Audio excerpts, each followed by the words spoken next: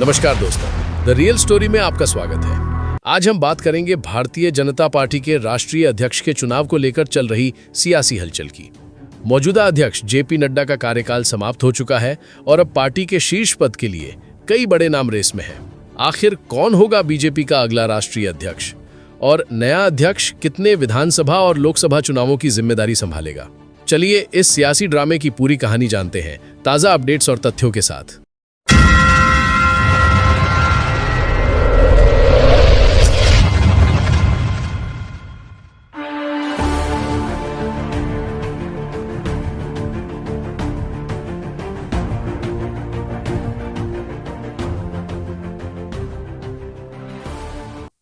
BJP यानी Bharatiya Janata party Bharat की सबसे बड़ी राजनीतिक पार्टी है और इसका राष्ट्रीय अध्यक्ष संगठन का सबसे महत्वपूर्ण चेहरा होता है।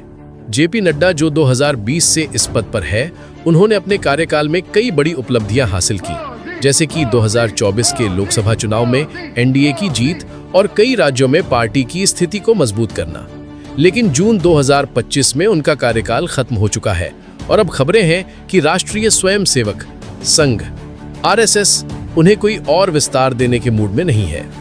तो सवाल ये है कि अब कौन लेगा बीजेपी की कमान? इस रेस में करीब आधा दर्जन बड़े नेता शामिल हैं और हर नाम के पीछे एक अलग कहानी है। कुछ सूत्रों का कहना है कि पार्टी इस बार एक महिला नेता को ये जिम्मेदारी दे सकती है, जो इतिहास में पहली बार होगा। आइए अब उन नेताओं के बारे में जानते हैं जो इस रेस में सबसे आगे माने जा रहे हैं। बीजेपी के राष्ट्रीय अध्यक्ष की रेस में कई दिग्गज नेताओं के नाम सामने आ रहे हैं। आइए एक एक करके इनके बारे में जानते हैं। पहला नाम है निर्मला सीतारमण। निर्मला देश की वित्त मंत्री हैं और दक्षिण भारत का मजबूत चेहरा है। निर्मला सीतारमण का नाम इस रेस में सबसे ऊपर चल रहा है। वह न केवल केंद्र सरकार में एक प्रभावशाली मंत्री हैं, बल्कि दक्षिण भारत से होने के कारण पार्टी की क्षेत्रीय रणनीति को मजबूत कर सकती है। सूत्रों के मुताबिक आरएसएस भी एक महिला नेता को इस पद पर देखना चाहता है और निर्मला जी इस मापदंड पर खरी उतरती हैं। अगर वह अध्यक्ष बनती है तो यह बीजेपी के लिए ऐतिहासिक होगा। दूसरा संभावित नाम है भूपेंद्र यादव का। यादव संगठन का दिमाग और आरएसएस का पसंदीदा नाम है। भूपेंद्र यादव जो वर्तमान में पर्यावरण मंत्री हैं, उनको संगठन में उनकी रणनीतिक सोच और आरएसएस के साथ मजबूत रिश्तों के लिए जाना जाता है। वह पार्टी के लिए कई राज्यों में संगठन को मजबूत करने में अहम भूमिका निभा चुके हैं। कुछ सूत्रों का कहना है कि आरएसएस उन्हें इस पद के लिए सबसे उपयुक्त मानता है। फिर है धर्मेंद्र प्रधान। शिक्षा मंत्री धर्मेंद्र प्रधान को उनकी जनसंपर्क क्षमता और रणनीतिक कौशल के लिए जाना जाता है। वे ओडिशा से आते हैं और पूर्वी भारत में बीजेपी की स्थिति को मजबूत करने में उनकी बड़ी भूमिका रही है। सूत्रों के मुताबिक वे भी इस रेस में मजबूत दावेदार हैं। एक और नाम है शिवराज सिंह चौहान।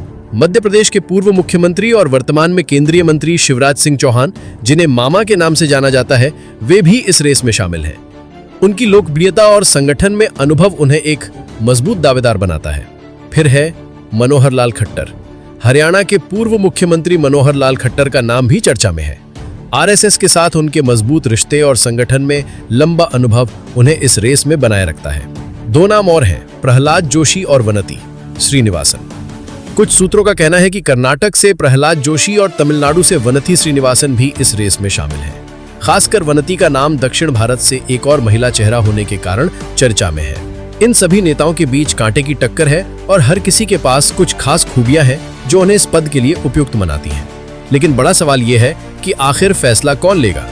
बीजेपी में राष्ट्रीय अध्यक्ष का चुनाव कोई साधारण प्रक्रिया नहीं है।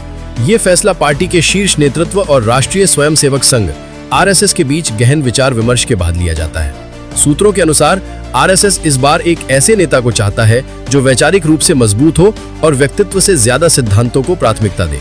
कुछ लोग कह रहे हैं कि दोनों के बीच अपनी अपनी पसंद को लेकर खींचतान चल रही है, इसीलिए अध्यक्ष के नाम में देर हो रही है।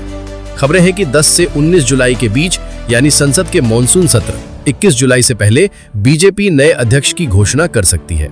इस प्रक्रिया में आरएसएस की सलाह बहुत अहम होगी, क्योंकि वो पार्टी की वैचारिक दिशा तय करने में महत्वपूर्ण भूमिका निभाता है। क्या ये फैसला सर्वसम्मति से होगा या फिर कोई सरप्राइज नाम सामने आएगा, ये देखना बेहद दिलचस्प होगा।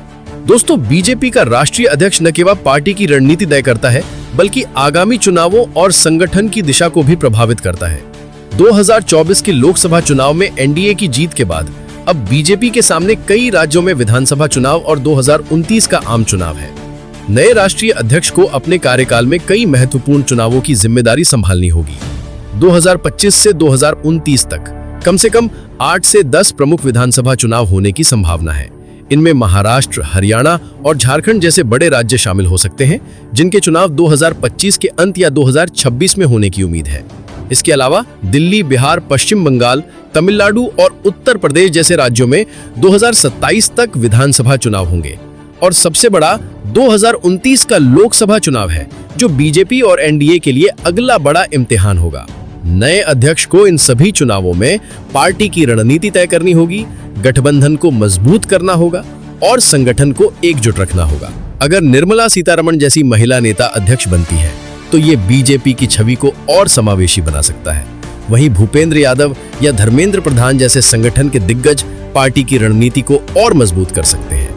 लेकिन चुनौतियां भी कम नहीं है। नए अध्यक्ष को क्षेत्रीय दलों के साथ गठबंधन, संगठन की आंतरिक एकता और युवा मतदाताओं को जोड़ने जैसे मुद्दों पर काम करना होगा। तो दोस्तों, ये थी बीजेपी के राष्ट्रीय अध्यक्ष के चुनाव को लेकर ताजा अपडेट्स और अटकलों की पूरी कहानी। आपकी राय में कौन बनेगा बीजेपी का अगला अध्यक्ष? क्या वो इन 8-10 विधानसभा चुनावों और 2029 के लोकसभा चुनाव में पार्टी को जीत दिला पाएंगे? अपनी राय हमें कमेंट बॉक्स में जरूर बताएं। और अगर आपको ये वीडियो पसंद आया तो लाइक करें, शेयर करें और द रियल स्टोरी को सब्सक्राइब करना न भूलें। बेल आइकन दबाएं ताकि आपको हमारे हर नए वीडियो की अपडेट मिले। मिलते हैं अगले वीडियो में। धन्यवाद। जय हिंद।